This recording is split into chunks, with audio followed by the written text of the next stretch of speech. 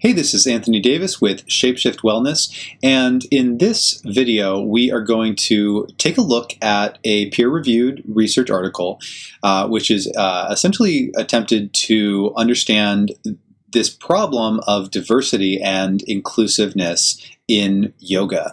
I think we can all understand if we've participated in group classes, at least in the United States, that's where I'm from, that we would see that there's a very homogeneous single type of population that is attracted to and dominates yoga in the public sphere, and that would be younger white women with a higher income status. And that tends to be who is able and willing to participate in yoga classes, group classes, or even who can practice on their own. So there are a lot of reasons for this, and this article seeks to break them down. Essentially what this article did is they went to a lower income housing facility, and they recruited a number of participants in the study, and they broke them into focus groups and asked them a lot of questions about what they think yoga is, if they do yoga, or if they don't do yoga, why not, what are some barriers that might be getting in the way, what are some things that would be, if we changed about how we offer yoga or how yoga is portrayed, then they might be more likely to participate. So this is a really helpful article if you're especially if you're a studio owner and you have the opportunity to make and implement real change. Maybe this is an article that gives you some food for thought. So again, this is me reviewing an article.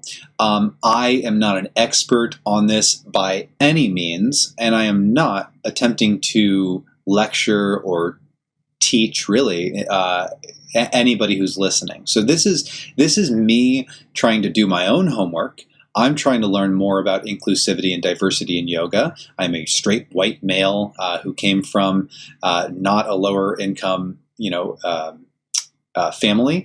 And so there are a lot of things that I just don't know out of ignorance because I never had to experience them directly. But I am a yoga teacher, and I'm going to be a future doctor. And I need to know, when I open a clinic and a studio in the future, I personally want to know how to be more inclusive. And this is a stepping stone to invite discussion and communication. So I really hope that if you're listening to this, you are willing to add your thoughts in the discussion, in the comments, because I think the more perspectives that we have and the more open of a dialogue we have, the better outcomes that we can have in implementing successful solutions. So that's a lot of ado. Let's get right into this article now. So here we are. The problem that we're faced with is that, as I mentioned already, yoga is, and I'm going to be quoting a lot from this article as I go through, so some of this stuff is going to be quotes that I've highlighted, and some of this is my own thoughts, so hopefully, because you can see on the screen what is highlighted, you can tell the difference between a quote and my own words. So, according to this article, yoga is most commonly practiced among non-Hispanic white college-educated, female, young to middle-aged adults. Individuals of higher socioeconomic status are also more likely than other groups to use integrative medicine therapies, including yoga. And that is unfortunate. That is unfortunate that yoga, which, as the article points out here, yoga can offer physical and mental health benefits, including improvement to sleep, and other things that are mentioned. It's unfortunate that a beneficial practice such as yoga, and I don't think any of us would be practicing yoga if it wasn't providing us some type of real benefit. It's unfortunate that we can't offer those benefits, or that we're not very successful in including more different types of people in receiving those benefits. So how do we help other people to reap the benefits of yoga? Well, There are several barriers, to yoga participation. So some of the main ones are high costs associated with yoga. Everybody's got to have their Lululemon pants, which are hundreds of dollars, and their Jade Yoga Uber recycled plastic bottle biodegradable yoga mats. And it's interesting because something where in your head you think, hey, if I'm going to buy a yoga mat, I should buy this really, like environmentally friendly, super expensive yoga mat that, because it's biodegradable and all that stuff. And that's great. And you think you're doing a really good thing. And that's true. And if I admit that I buy yoga mats that are, more biodegradable and et cetera, et cetera. But think about it. You're also feeding into a culture that is valuing and sending the message that in order to do yoga, you must have all the right equipment, all the fanciest cork blocks and Lululemon pants and fancy, very expensive $100 or more for a yoga mat. You're sending that message and you're buying into that culture. I'm not saying it's wrong that you chose a more environmentally friendly yoga mat. That's fine, and do it if you can afford to do it. That's fine, but do realize that it's a funny thing that even when we intend to do the right thing, we sometimes can't avoid. And this is a very yoga thing: ahimsa, do no harm. Right? It's impossible. Ahimsa is impossible. We can't actually do no harm. Right? You try to do the right thing, and then there are unintended consequences where it sort of accidentally feeds these other negative consequences that you might not even realize. So I'm not saying there's a perfect solution to that, but that is a barrier. The portrayal that yoga is expensive, that you have to have the right equipment, that only white, thin, flexible females are allowed, those are the people who do yoga. And so if you're anything other than that, you might not feel included. So what do we do about that? Well, currently, this article is trying to understand the barriers. So let's move along here. So they, as I mentioned, they recruited, let's see here. Yeah, they went to a low-income housing community, and they recruited people who, some people who had experience with yoga, some people who didn't. It was not only racial or ethnic minorities. It was also, you'll see the demographics later, but it was a fairly diverse group of people, predominantly Black and Hispanic and Asian. There were definitely white people as well. And I think the common factor here is that they were all, as I said, low-income individuals. So they break it down into modifying conditions and mediating conditions.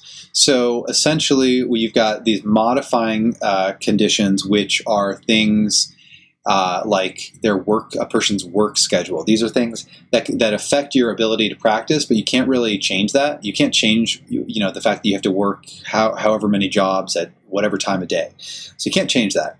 But then you've got these mediating conditions, and those are things that we on our end as yoga teachers, or if you happen to own a studio or something like that, we can change those things.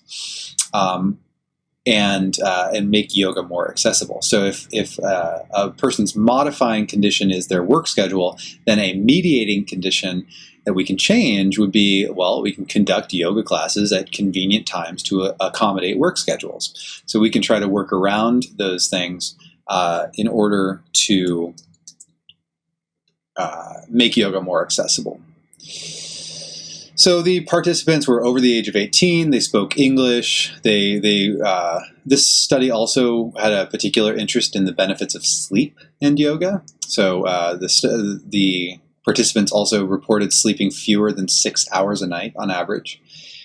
Some people had yoga experience, some didn't, and they were all low-income individuals.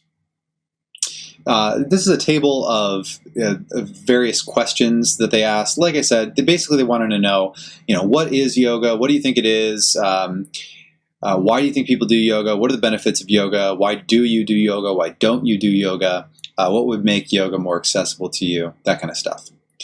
So And they were compensated with a $25 grocery gift card. So that's important for study design. Just know that, it's one of the factors that like you get more people to participate, but then you get a different type of person to participate if you're offering them some kind of compensation for their time. So that's just for the people who are really nitpicky about research methods. That's something I'll point out for you. But most people probably don't even care about the detail of the study. Anyway, moving on. So the results, essentially, again, the demographics, 60% of the sample was comprised of racial or ethnic minorities. We had 24 people responding, predominantly female. 75% of the people responding were female. 70% did not have a college degree, and half of them were employed full-time. Here, I'll just pause this if anybody wants to pause the video and look at the demographics. And here you go as well. So you can pause that if you wanted to take a closer look. Now, the major themes. So essentially, the main takeaways here were that we had some participants sharing key preferences on the optimal class scheduling times. Their preferences on yoga teacher characteristics. They prefer a certain type of teacher over other types of teachers. And how we message yoga. So how do we advertise for yoga? And the feasibility of actually practicing at home. So these are all the main considerations that we want to take into account if we're trying to make yoga more inclusive, according to this single article. And we'll break those down now for you. So the overall perceptions of yoga was that participants viewed yoga as a mind-body practice with multifaceted effects. Perceived benefits of yoga included physical health, mental health, and overall well-being. I like this one. One participant described yoga as, it's like you're massaging your brain, your mind, your breathing, everything all at once. Anyway, so here we got predominantly participants were highlighting the perceived mental health benefits of yoga. Other benefits that people thought that they were getting from yoga were going to be range of motion and flexibility. I personally don't teach that way, so that's something I might consider is, I teach in a different way than the public perceives yoga to, the purpose of yoga. So is that good? Is that bad? I don't know. So sleep benefits. People thought that yoga promoted relaxation and sleep, but also some people were just pointed out that, hey, if you're exercising, you're going to be tired because you exercised. So they thought there were some benefits there. Participants, as far as what they believed about who practices yoga, well, they thought that yoga was an activity for individuals with superior physical abilities, like people who could balance really well or who were really flexible or physically able. And so if they perceive that you have to be really physically capable in order to do yoga, and they are currently not extremely athletic, they're not going to do yoga. So if your advertisements, if your Instagram is nothing but pictures of you doing insane yoga poses, which I'm totally guilty of having done in the past, I've deliberately cut that entirely out of my social media because I think that it's doing more harm than good. And because I think that those kinds of extreme yoga practices are just stupid anyway and risky. But if that's your yoga feed, then you are pushing people away who are not as let's say, quote, good as you. All right? You are turning people away if you do that. Additionally, yoga, because it's seems to be a lot of like stretching and relaxation and stuff. If people were looking to work out, then yoga's not your jam. The perception is that yoga is not this like a good exercise. So if people are trying to like lose weight, that kind of stuff, then they did not think that yoga was the appropriate exercise. And as somebody who is pursuing a Doctor of Chiropractic degree and a master's in exercise science, and I'm a personal trainer and on, I'll tell you from a place of having read a lot about this, yoga is not an effective strategy for weight loss. If you want to lose weight, this is a correct perception. Yoga is not an effective means of losing weight. Or they may have just had a preference for a different type of physical activity. So these are all possible physical sort of barriers to entry. And then safety. Again, if we advertise yoga as being this, hyper flexible, got to put your foot behind your head kind of practice, or you got to be really skinny and flexible and you got to be really in shape to do it, then that looks risky and dangerous. So why would people do a bunch of contortionism? So if we're advertising yoga as this insane flexible thing, people are going to be worried for their health and they're not going to participate for that reason. Next is scheduling and time constraints. So time constraints, you've got to take, especially lower income individuals, which statistically, people of color are more likely to be in lower income brackets. So if you're trying to be more inclusive, then you got to keep in mind they might be working more than you or working later hours than most people. Or your classes, which are offered at 6 o'clock at night. Well, it's perfect because people just got off work at 5 o'clock. Well, yeah, that's nice. But guess what? Lower income people don't have the money for daycare or somebody to feed their kid for them or teach their kid, and help them with their homework and all that kind of stuff. So they don't have time. When they get off work, they got to go home and take care of the kids, cook and all, as I said, help with homework, feed them, all that kind of stuff. So they don't have all those luxuries. So how can you work around that in terms of time? This is why a lot of lower income people and people of color who happen to therefore be lower income.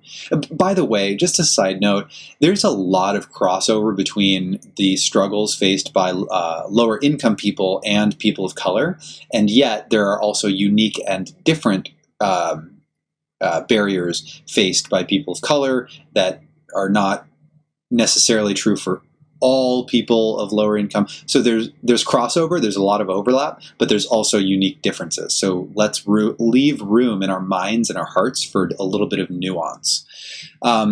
Anyway, a more spontaneous form of exercise where it's like, hey, I've got 20 minutes to go on a walk. Walking is a more appealing type of exercise because they don't have to take an hour out for the class, plus half an hour for maybe they're taking public transit, so it even takes longer to get to your class and all these things. They don't have to do that. And they don't have to schedule it and blah, blah, blah, blah, blah. With walking, they can just, if they have the time, they can go for a walk, right? So that might be, and I don't know that you can solve that with yoga except for offering. Well, actually, you know what? There are some solutions that come up later, and it comes with giving people the material so they can practice yoga on their own.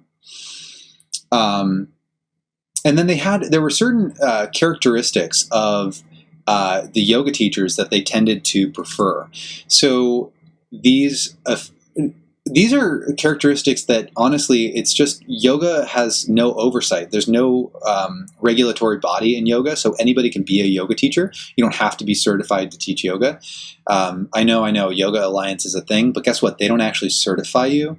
So the quality of instructor is not regulated in any way. So you end up with really amazing instructors and really horrible instructors, and they all technically have the same 200 hours of yoga teacher training. So what is most important here is that we have effective communication skills. They are personable, they are down to earth, they are engaged, and they are knowledgeable. One of the participants said, just like not just into spandex, but they're really knowledgeable. Or someone that comes in like from a place where we're from and not with that Beacon Hill attitude. I'm assuming Beacon Hill is some, rich white neighborhood. Anyway, the point being, if they're relatable and they're smart and they're down to earth and they don't come in with this attitude of being holier than thou, et cetera, et cetera. And I can imagine that probably people who try explicitly, this is again one of those things where you try to do the right thing and you accidentally do the wrong thing. Like I can imagine probably a lot of white people who are trying to reach out to underserved communities, they end up volunteering their time at certain places to teach yoga. Like I've taught yoga to people at a sober house in the past, and that was predominantly minorities. And that was a great opportunity for me. I loved that. I used to struggle with addiction and alcoholism and things like that. So it was really cool to relate to some of those people because we got to talk and all that. But I can imagine that teachers in that scenario might get this feeling like they are sweeping down from on high to bless these poor people of color with their white grace. I'm being a little facetious, but not really, because you have to imagine that some people do genuinely have that attitude, and some people might just have a little bit of that attitude, and it's kind of an accident. So I guess try not to. We want to. I don't know. This is a struggle that I have personally. This is my own struggle, and I'm trying to find a solution. So how do I make an effort? How do I deliberately make an effort to help underserved communities and be more inclusive? But how do I make absolutely sure that I'm doing that for the right reasons, so that I'm not doing that for me? I'm not doing that to, pat myself on the back and feel good about myself, even though it does feel good. And it should feel good to do the right thing. But that shouldn't be the point. So how do I make it so I don't have this white savior complex, but I can still help people? And I don't think it has to be a catch-22 of like, if you don't help, you're bad. But if you do help and you help for the wrong reasons, you're bad. So these are, nuanced, I think, discussions. And this is why please add to the discussion and comment below on any of this stuff, because I really want to hear other people's perspectives. Okay, let's move on. So here's a table of a bunch of the different characteristics. I'll just pause there. So if you want to pause the video and check that out, you can. Okay. Now, and there wasn't really a preference about gender. So the regarding scheduling, that was a major, let's see here. Class level. So another barrier to entry was class levels. So if we're doing all these advanced classes and we don't have an option that is very clear and concise, that is, one participant was basically, saying like, give me a beginner class, something that a child could do, where it's very clear in the description of the class that this is a beginner's thing, so that they don't feel intimidated, like they're going to fail, right? So offering those. And then another interesting thing was the time frame. As a yoga teacher, the more I do yoga, the more it feels like, man, if we don't have a long period of time to practice, like an hour and a half, then we can't get anything done. But you might consider that, well, that's not reasonable for most people, and especially people with on a tight schedule, maybe because they're lower income. Well, 45-minute classes were the ideal according to this focus group. So you might have to rethink the way you do things. Yoga messaging and advertising. Be clear about what your yoga is trying to accomplish. So the participants here said that their relaxation, stress reduction, physical health, and improved sleep were commonly described as attractive benefits to yoga participation. And they just want to have a clear understanding of what to expect when they come to your class. So don't give these wishy-washy descriptions of classes. Tell people what to expect when they show up. Okay. If we are trying to help people practice at home, there are barriers at home as well. For example, they might be more likely to have kids in a small space. They might not have a big house for kids to run around in. So kids disturbing their practice. As I mentioned with the space, they might be too crowded, so they might not have space to practice. Due to the time constraints, it's like, well, they just get off work and then they gotta, eat, and then, well, now my stomach is full, so I can't do yoga. So, timing is difficult. Interestingly, most participants thought practicing for 20 minutes was feasible. However, some thought that 20 minutes would be too long and you would have to work up to that. So wow, 20 minutes. That really challenges my idea of what a yoga class is. So can you teach something in 10 minutes? Can you do that? Maybe that's a challenge. Put together a 10-minute yoga class freely available on YouTube that anybody can access anytime they want. Maybe that would be helpful. So in order to practice at home, they were interested in having access to several communication mediums, including paper booklets of yoga poses and an audio or video guiding them through the poses. So give them things to take home so they can practice on their own. So that's most of the thing here. So I'll just summarize. This is a nice chart for summary. So essentially, based on a person's demographics, they might be more predisposed to have certain certain difficulties. So based on their gender or their race or their income bracket, they might be more likely to have difficulties in terms of money, or they can't get childcare, or the let's see here, work schedule might get in the way, or the class location might get in the way. They don't want to travel at night in the dark because it's not safe to do that in certain neighborhoods or certain areas, or just in general, because people in these demographics, I, as a straight white male, I can walk around at night and feel perfectly safe. Somebody who is very much in a very different type of demographic might feel very differently than me and might feel very unsafe walking around at night. So if your yoga classes are predominantly at night, that might get in the way of things. And then let's see, social norms. So the modifying conditions are those things that get in the way. And then, so what do we do about it? Well, we try to overcome some of the perception about yoga and be clear about what yoga is and what you can do as a teacher and what you're offering. Self-efficacy, so we want to give people opportunities so that they can feasibly practice at home. And then social support, childcare at your yoga facility, accommodating with different types of times for yoga that might be more accessible, things like that. And this leads to better health-promoting behaviors, which is the goal. And then this article is kind of wrapping up a little bit. So this is summarizing material here. So the belief that yoga is a relaxation tool, that's an important and attractive idea.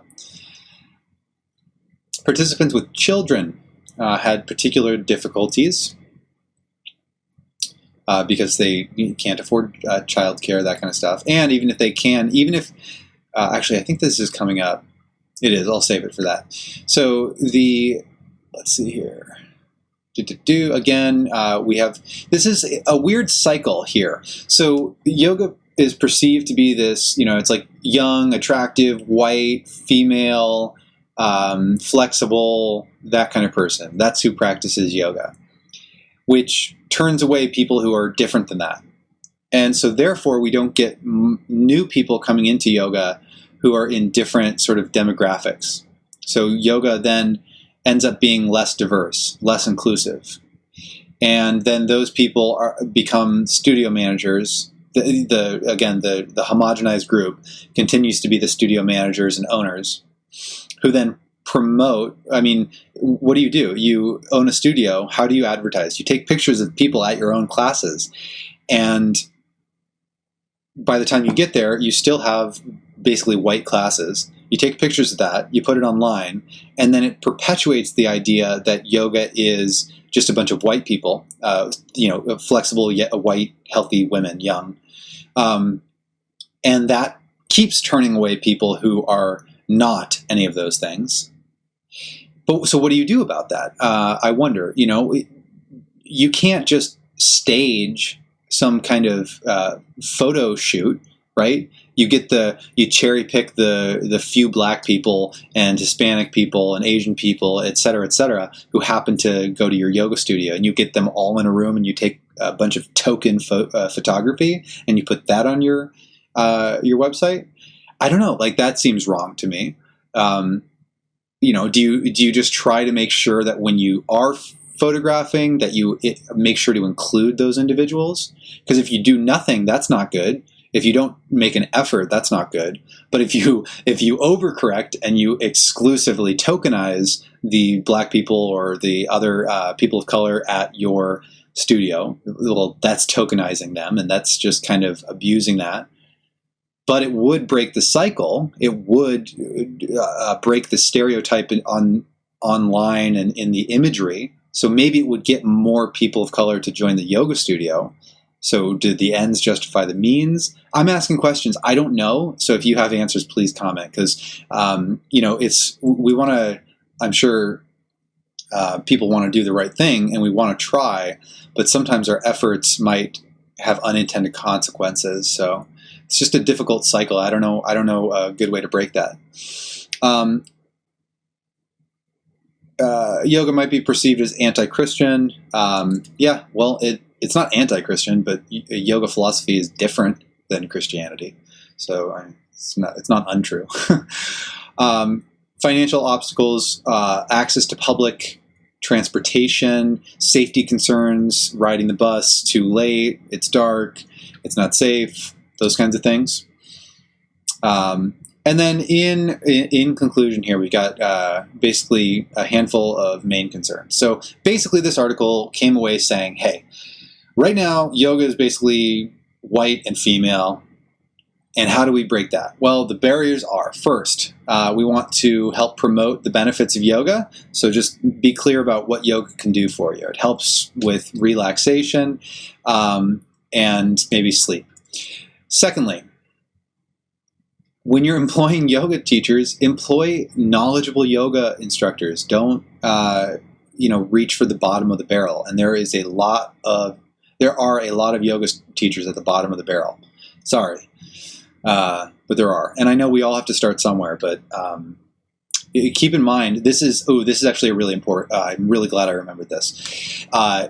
In healthcare in general, lower income neighborhoods and countries and things like that, the people who are accepted and who are seeking out those opportunities tend to be the people who have the least experience in their field. So we're volunteering our time for example, to help serve an underserved community, but it's also a way for those practitioners to gain experience. So it's almost like we're turning them into guinea pigs. So lower income neighborhoods tend to get the worse doctors and the worse yoga teachers. That sucks.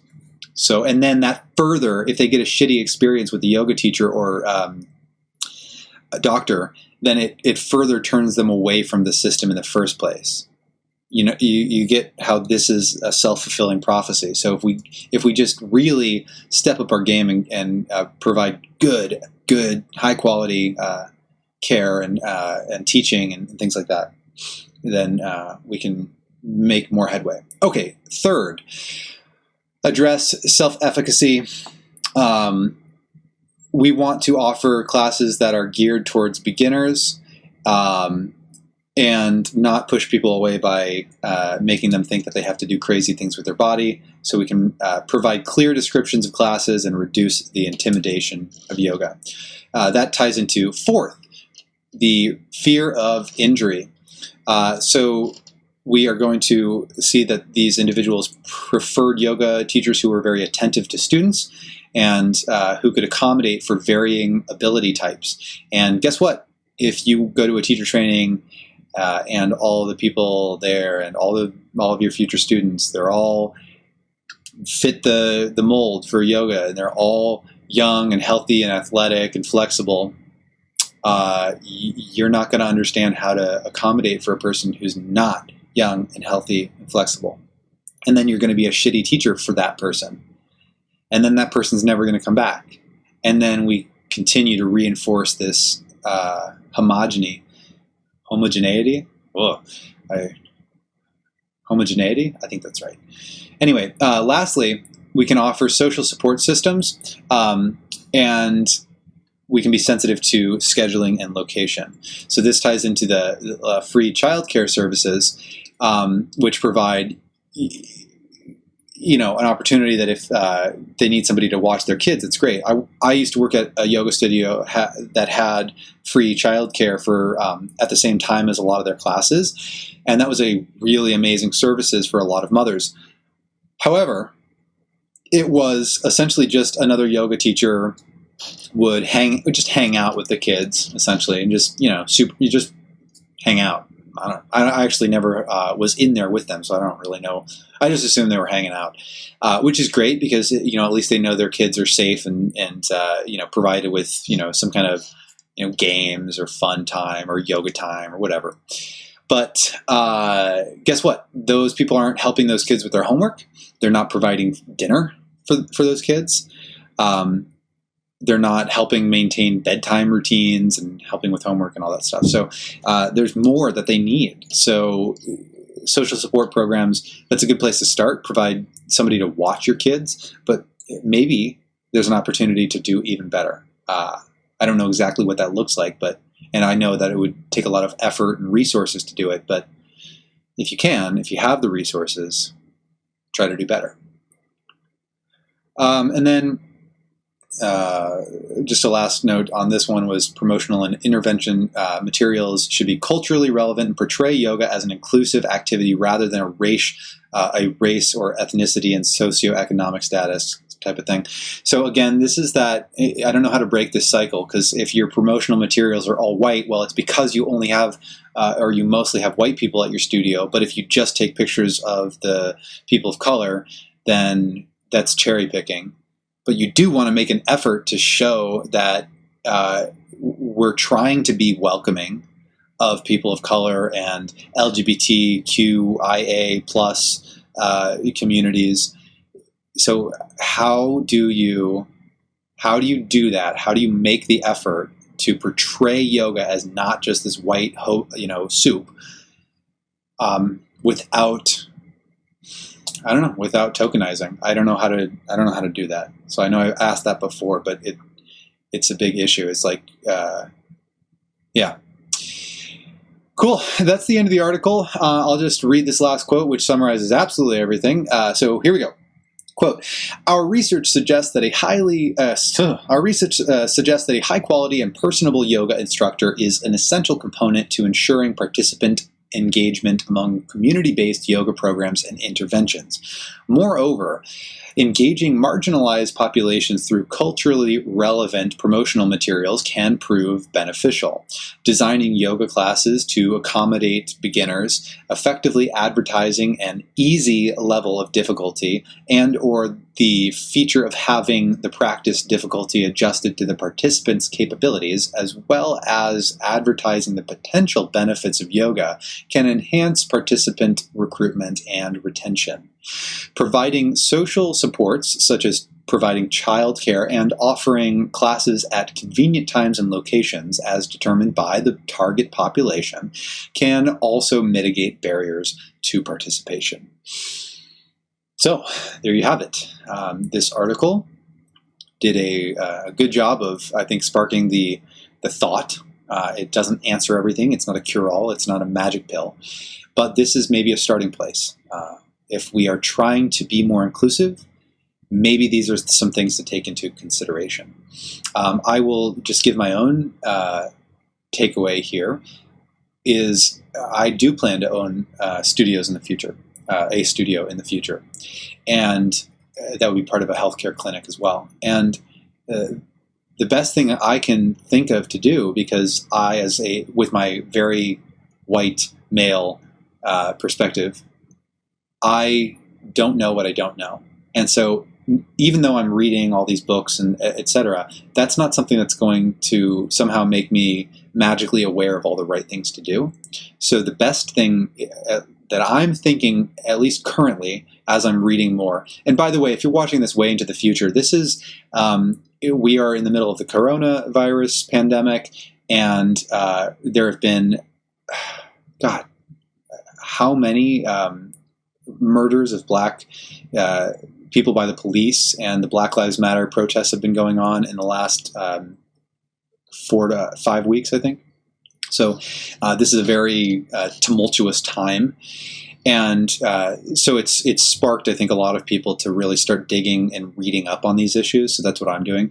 And my thought in terms of how to do the best is not to think that I can do it myself, not to think that I can come up with the solutions myself, but that when I do have the privilege of employing other people, it would be to make sure that I form some type of committee, some type of oversight committee with employees or within the yoga teachers that I would employ to manage diversity and to specifically reach out and seek the assistance, of course, not the free assistance, of course, the paid assistance of people of color in the community who can guide and offer their input and be part of the team, because they're going to have perspectives that I just don't have. And if I don't have their representation, then I'm bound to do something stupid. Even if I think I'm doing the right thing, even if I think I'm doing something that's super woke, it might just not be, because I don't know what I don't know. So that's my takeaway. I, again, really hope that you'll comment and add to this discussion.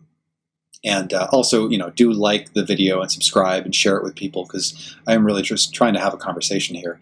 And I don't want it to be a one-way conversation, because that's just a lecture. So anyway, thank you. If you've watched this whole thing, I'm amazed that you have the attention span for a 40-minute video. Good on you.